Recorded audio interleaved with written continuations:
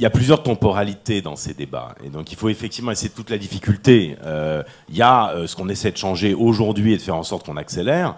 On n'a pas la prétention, en convaincant, de voter une loi, de prendre telle décision pour un ministre, de convaincre un ministre, de prendre plutôt telle décision qui nous semble meilleure, etc.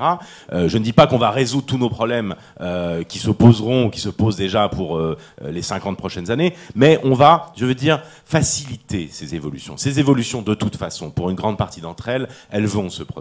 La question, c'est de savoir comment on les gère et comment on en tire plus ou moins profit pour s'orienter vers telle ou telle direction. Ça, c'est la première chose. Mais il faut aussi se projeter et voir effectivement que, de fond en comble, les institutions qu'on voit aujourd'hui, à mon avis, seront profondément revisitées. Alors, pour répondre sur l'Europe, moi, j'ai comment dire, un rapport un peu ambivalent sur le bilan numérique de l'Europe. Si je regarde, au final, vous avez raison, on n'a aucune, ou quasiment aucune licorne, aucune grosse plateforme. On a perdu la première manche du numérique, c'est évident. Mais je vous dirais en même temps, moi, je suis pas très défaitiste. Je vous dirais même, je suis très optimiste. Pourquoi ? Et ça a été un peu dit dans le débat précédent.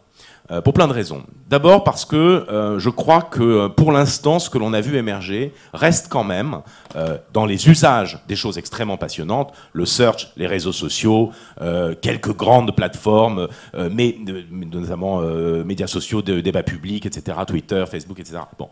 Et ces grandes plateformes sont pour l'essentiel effectivement américaines. Mais si on regarde dans le modèle qu'elles incarnent, ça reste l'économie de marché finalement assez classique. Ce que je veux dire par là, c'est que moi je suis quand même intéressé de voir que un Blablacar, par exemple, qui disrupte en se mettant dans un positionnement qui est celui au fond d'une économie collaborative, au fond, moi, m'intéresse beaucoup plus et je pense que c'est pas un hasard. C'est pas un hasard qu'un Blablacar ait été français et qu'un Google ou qu'un Facebook ait été plutôt américain. Ce que je veux dire par là, c'est que je crois qu'il faut qu'on fasse tomber cette idée que la révolution numérique, c'est une révolution qui est californienne.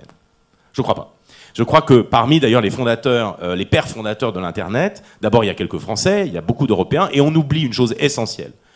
La révolution numérique, c'est le réseau, l'ARPANET, qui a été inventé par des Américains, plus le web, qui a démocratisé le réseau, en le mettant accessible à tout le monde. Ça, c'est une invention européenne. Donc si même on fait de l'archéologie de l'invention, des fondamentaux de cette transformation numérique, ils sont au moins aussi européens qu'américains. Et par ailleurs, je pense qu'il y a une vision numérique de l'Europe.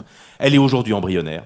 On en a parlé un peu, et notamment beaucoup avant, le logiciel libre, l'open source, une société de la connaissance ouverte, la protection des droits dans le droit positif et non pas dans le contrat souvent commercial. Je pense que toutes ces choses-là, c'est un socle qui me semble être très européen et que je trouve extrêmement en phase avec les fondamentaux de la révolution numérique.